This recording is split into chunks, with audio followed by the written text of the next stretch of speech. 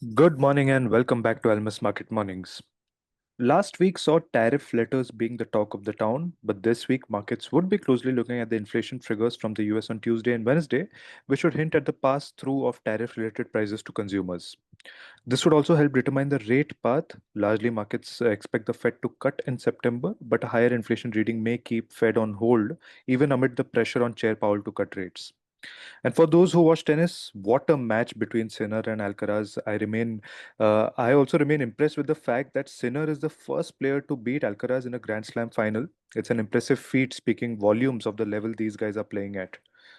Hi, JK. Good morning. What are some key events to watch out for this week? And can we expect some continuation on the dollar recovery theme? Good morning, Swaraj. Yes, very astonishing tennis match and display of mental strength, but both the young players, very young players, in fact. And talking of mental strength, in fact, that will be tested today for Indian cricketers as well as we head into a nail-biting finish in the Lord's cricket test match. And even talk about resilience, markets are also displaying immense resilience in the face of a lot of disruptive news that we are, getting. And last week we had a lot of it in display because economic news was sparse, but tariff news was dominating, and we had 50% tariff imposition on Brazil, and Canada came under 35%. Then the latest news saw Mexico and Europe being imposed with 30% tariff in the absence of Europe meeting some of US demands.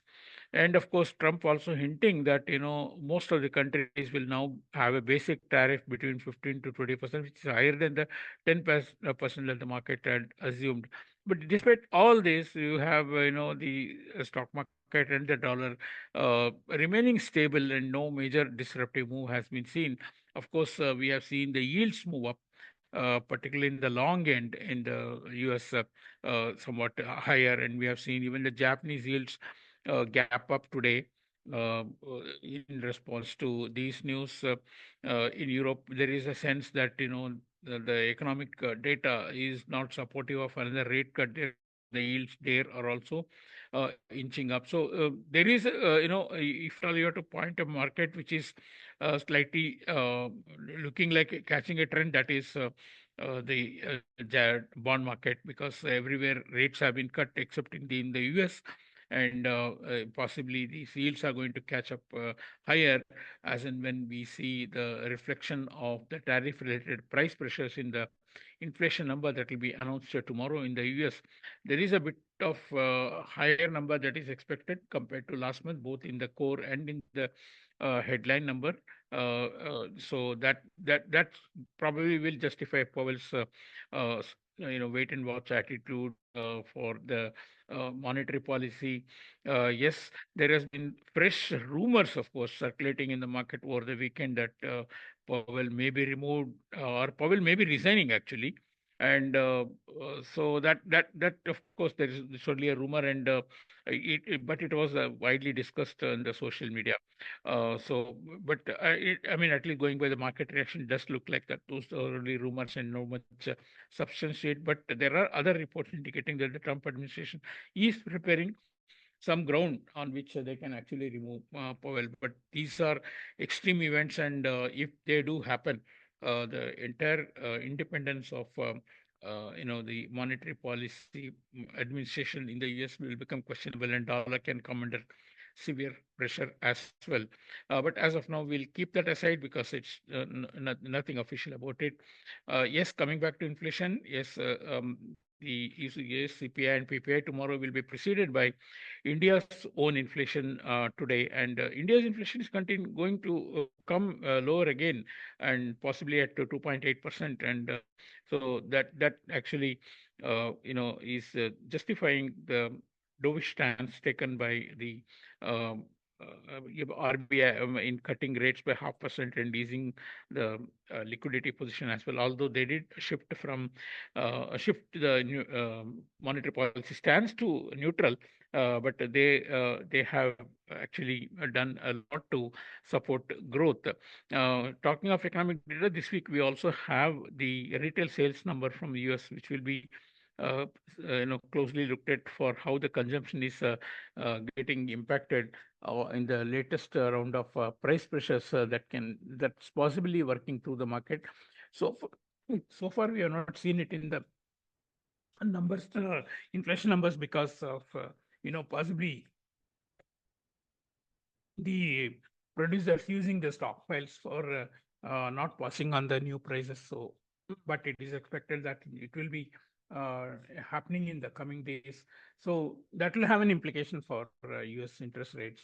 There are two markets that moved, big time on in last week, perhaps most on Friday as well. One was the crypto market, where the Bitcoin rose to as high as 1,18,000 and staggering rise. And the background of this was the U.S. House of Representatives is expected to advance a key legislation related to digital assets and cryptocurrencies, and this is a part of a broader push to create clear, comprehensive legal framework. And this could probably create more confidence and acceptability among many other nations about these cryptos, and that has been giving a huge lift. The other market where we saw a huge leap was the silver, which hit a new 13-year high, rising nearly 4.5% on the day, that is on Friday alone, and 6.6% for the week. And from March till now, it has gained about 36%, slightly exceeding the elder brother gold's 34% gain of this year. Although there is no fresh fundamental development for silver, it is repricing of the white metal after large moves seen in other metals.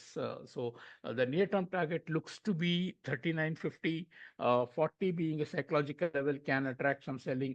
And gold has also moved in sympathy with the silver, but it is approaching important resistance at 3360 and 3375. But definitely, in the absence of larger moves in other markets, I think these metals and the cryptos have taken a lot of attention. Speaking of the dollar, the dollar does remain still poised for some sort of a recovery, but I think market is looking at events like what happens to the Fed chairman in case at all, if any such substance is there for the rumors that we have been hearing. The CPI number, it can be a market mover. If it does come higher, then prospects of rate cuts even in September can become questionable.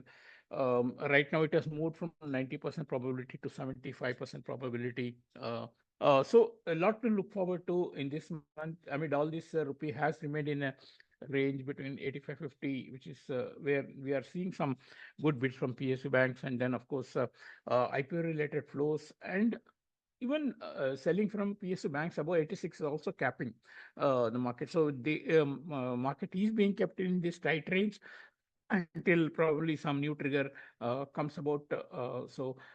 Not looking much in. I think rupee will wait for some larger global cues to come about. Of course, we are having uh, still the suspense about India.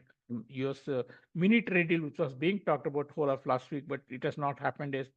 But there are some hints that India could be slapped with much lesser tariff than 20%, kind of special treatment to India compared to other major nations. But it is still not a confirmed report. So we wait for these numbers as well as the more tariff news this week, and of course the news on the Powell as well. Thank you.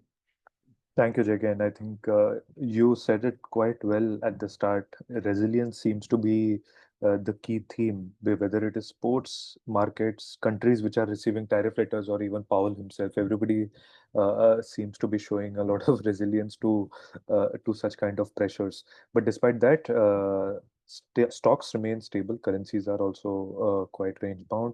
Yields, especially on the long end, are rising. Inflation figures would be closely watched at tomorrow from the US. We have got India's inflation print today, expected at 2.8% headline. Talking about some market movers, silver hit new 13-year high, about $38.50. Gold has also moved in line, but of course, trend remains stronger for the silver. Cryptos also remain in a solid trend as well. When it comes to the dollar, markets would be looking at the CPI if it comes in hotter. and rupee remains range bound between 85 half and 86 for the time being. That's it from us today. Thanks for listening. Tune in tomorrow for the latest in the financial markets.